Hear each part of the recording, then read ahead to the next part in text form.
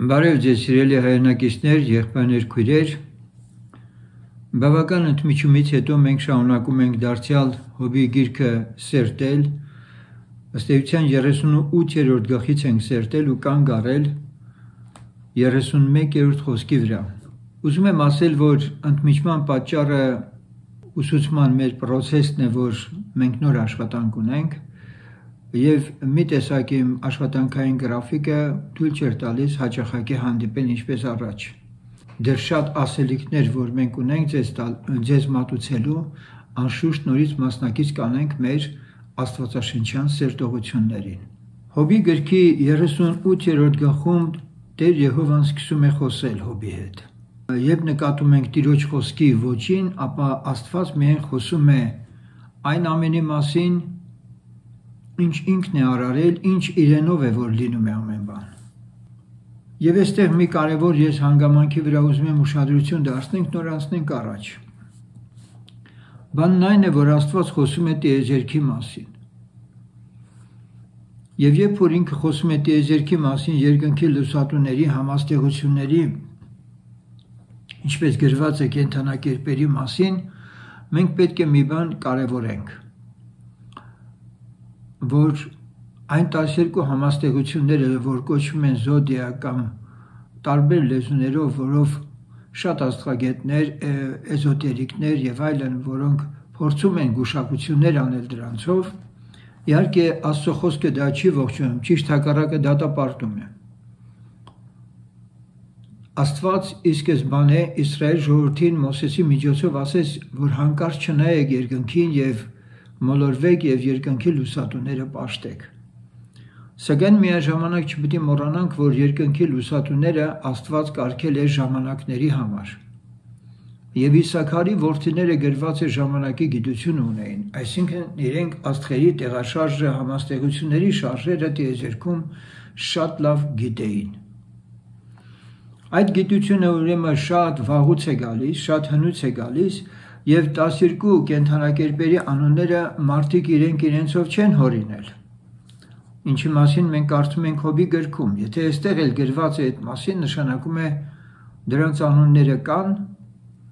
բայց զուտ այն իմաստով, որ մարդը ժամանակն իմանար եւ ոչ թե գուշակություն աներ։ Եվ այսպես կանգ ենք առել 31-րդ համարի վրա 38-րդ գլխի, որտեղ Աստված Հոբին ասում է. կարող ես բազմաստեղի կապերը կապել կամ հայկի կշկուրները բանալ։ Հայկի կշկուրներ բանալ արտահայտության վրա մենք կանգ առանք եւ ավարտեցինք նախորդ մեր հաղորդումը։ Եվ այսօր փորձենք հայկի կշկուրներ արտահայտությունը հասկանալ։ Եթե մենք ուշադրություն դարձնենք զուտ այս երկնային լուսատուներին եւ համաստեղություններին, ապա ինքը հայք համաստեղությունը կամ Օրիոնը կամ Սիրիուսը ինչպես օտար լեզուներում է հնչում, իսկ մենք ֆիքսեցինք այդ կարևոր հանգամանքը, որ Հոբի գրքի հայերեն թարգմանության մեջ պատահական չէ, որ հայք բառն է գրված։ Եթե մենք նայում ենք զուտ աստղագիտական իմաստով, ապա այսօր շատերն ասում են, որ իսկապես գիտությունն ասում է, որ հայկի համաստեղությունը, որը ճիշտ նույն իմաստն ունի գրեթե ինչ որ մյուսները, այսինքն որսորդ աղեղը ձեռքին, ինչպես Օրիոնը, ինչպես հայտնահապետը, այս համաստեղությունը ունի կշկուրներ։ Թե ինչ է սա նշանակում, ես ընդամենը հետևյալն եմ ուզում ներկայացնել, որ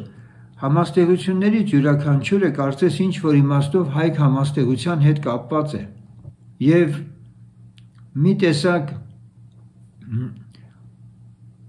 Աստված ինքը շարունակաբար նրանց շարժը կարգավորում է։ Եվ նրանց շարժը մի տեսակ կարգավորվում է հենց հայք համաստեղությամբ, այսինքն այս համաստեղությունը այնքան բարդ համաստեղություն է, ու այնքան շատ աստղեր կան այս համաստեղությունում, որոնց կառավարումը միայն Աստծուն է հայտնի։ Եվ այո, այստեղ Աստված ուզում է ասել, որ ինչ որ մի բան պետք է կշկրվի, ինչ որ մի բան էլ պիտի բացվի։ Այսինքն կարծես թե այդ աստղերը, համաստեղությունները ինչ որ անտեսանելի թելերով կապված են հայկի հետ։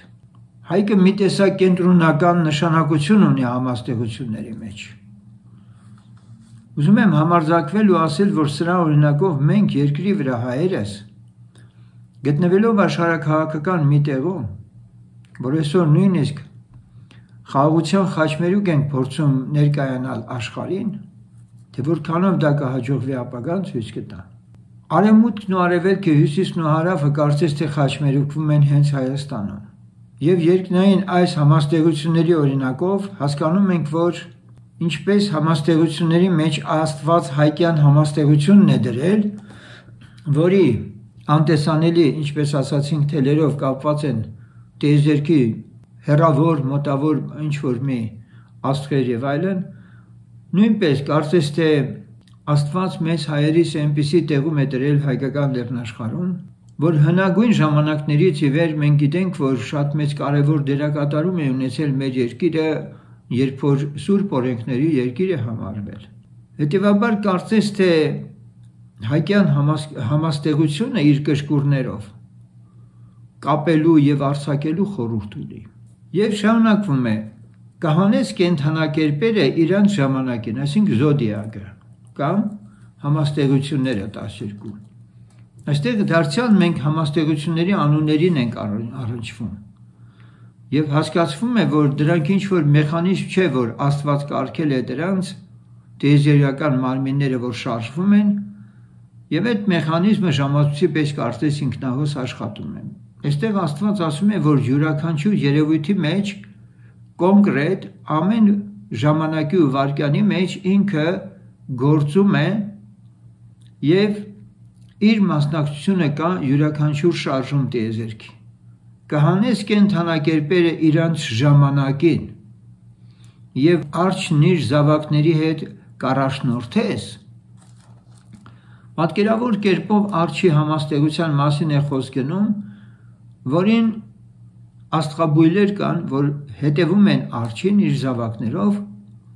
մեծ արջ, փոքր արջ, ինչպես որ ծանոթ է տիեզերքում, ասենք աստղագետներին։ Եվ Աստված ասում է, որ ինքն է այդ ամենը անում։ Գիտես երկնքի կանոնները կամ դու ես դնում նրա իշխանությունը երկրի վրա։ Ուրեմն երկինքն ունի կանոններ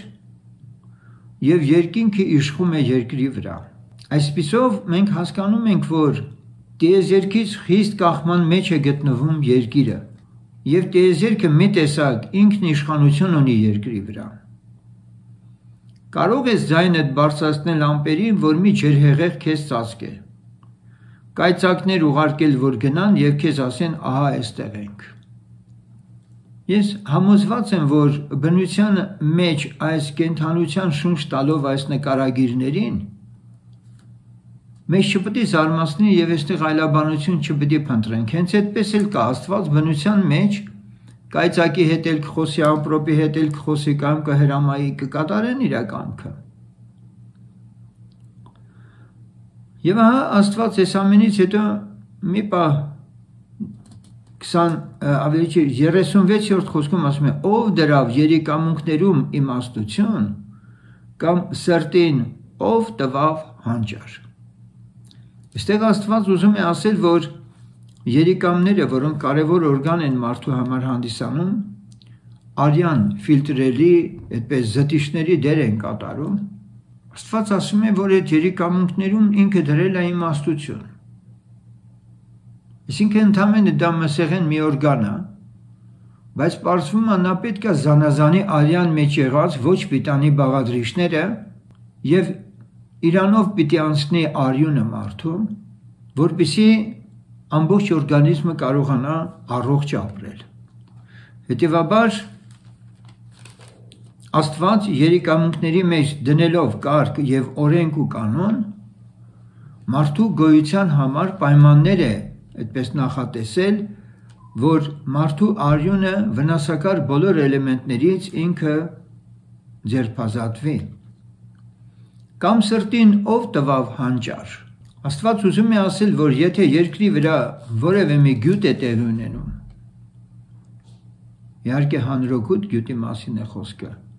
ապա դրա հեղինակն էլ ինքն է։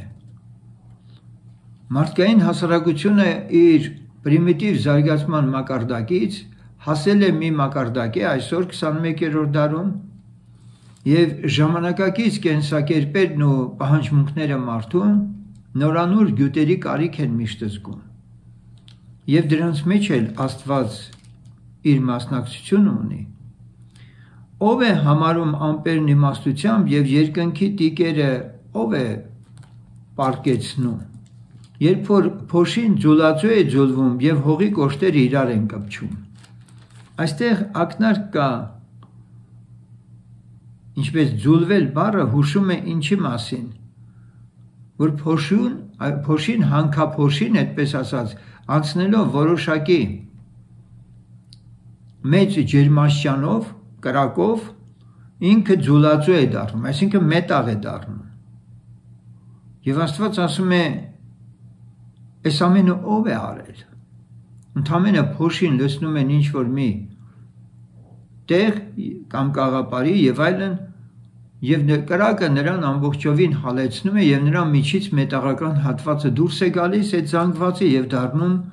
ժողովրդի համար պիտանի կամ գործի կամ որևէ մեկ այլ իր կարող է առյուծի համար ավար որսալ մենք գիտենք առյուծն է իր որսը կատարում բայց պարզվում է դա էլ այդպես չի առյուծի համար առյուծին որսալ է տալիս Աստված եւ կորյունների ախորժակը կշտացնել այստեղ Աստված ցույց է տալիս որ ողջ բնությունը կենթանական աշխարհը կառավարվում է իրենով նրանք սնվում են Աստծով առանց Աստծո չեն կարող որս անել երբ որ նրանք կուչ են գալիս այրելումը եւ դարան նստում որջերումը ով է ագրավի համար նրա որսը պատրաստում երբ որ նրա ձագերն աղաղակում են առ Աստված եւ թափառում առանց ուտեստի շատ հետաքրքիր է որ այստեղ պարզ նշված է որ ագրավի ձագերը աղաղակում են առ Աստված եւ ինչու մենք զարմանանք երբ որ առավոտյան ճրվողյունով թռչունները կանչում են իրենց արարչին այո հենց այդպես էլ պիտի իմանանք որ նրանք նախ փառաբանում են իրենց արարչին Եվ եթե գրված է, որ ագրավի ձագերը աղաղակում են առ Աստված, ապա բնության այդ լեզուն, թռչունների կամ կենդանիների լեզուն թեպետ մենք չենք հասկանում, բայց Սուրբ Գիրքը մեզ օգնության է գալիս եւ մեզ հասկացնում, որ ողջ կենդանական աշխարհը, անգամ անկենդան համարվող բնությունը, նույնիսկ բույսերը կամ չգիտեմ քարոլորտը, երկրակեղևի վերևի շերտը, բավականին ակտիվորեն կատարում են Աստծո հրամաններն ու հրահանգները։ Գիտես ժայռի այծերի ծնելու ժամանակը, եղնիկների ծնելը գիտել ես, դիտել ես, համարում ես նրանց լրացրած ամիսները եւ գիտես նրա ծնելու ժամանակը։ Տեսեք, անգամ կենդանիների ծնունդը ինչքանով է պայմանավորված Աստծով, որ Աստված դարձյալ ինքն է հսկում թե մարդկանց ծնունդները եւ թե կենդանիների ծնունդները։ Եվ սրանով Աստված ուզում է Հոբին հուշել, որ եթե ամբողջ կենդանական աշխարհի գոյությունը ամբողջ իրենով է պայմանավորված, որքան առավել մարդունը։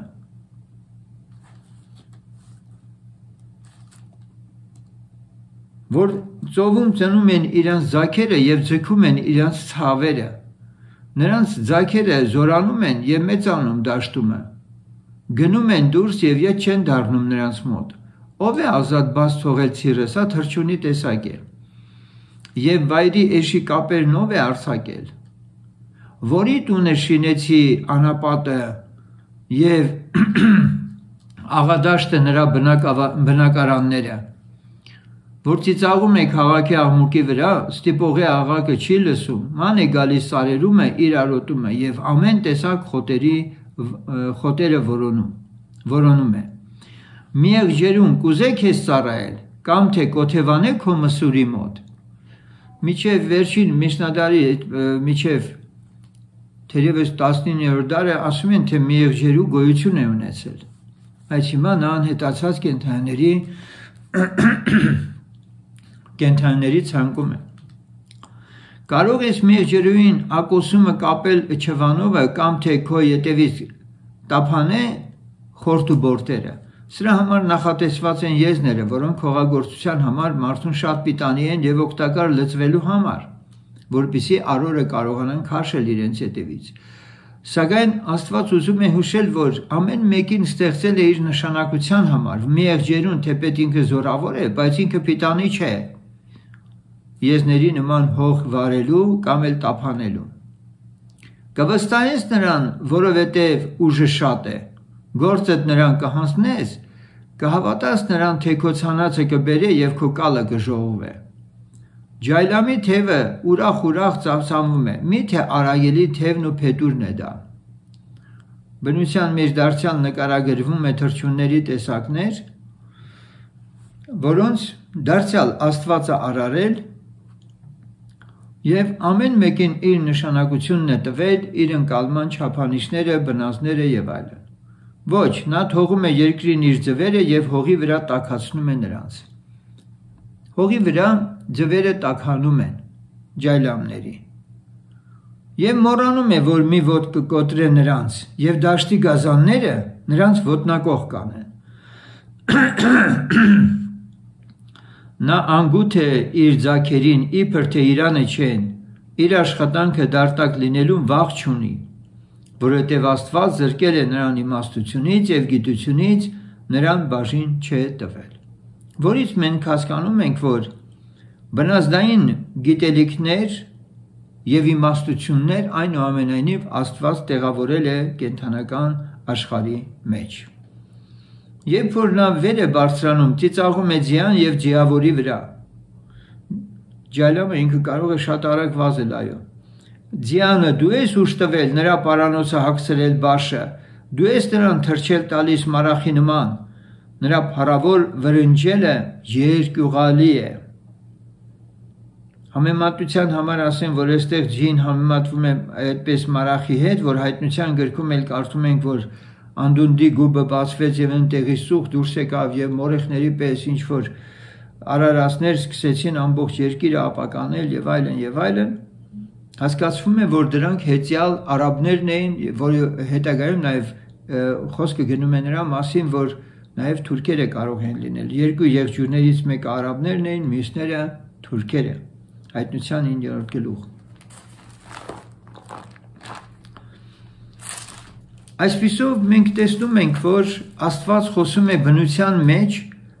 իր ակտիվ գործունեության մասին եւ բնության մեջ ոչինչ առանց նրա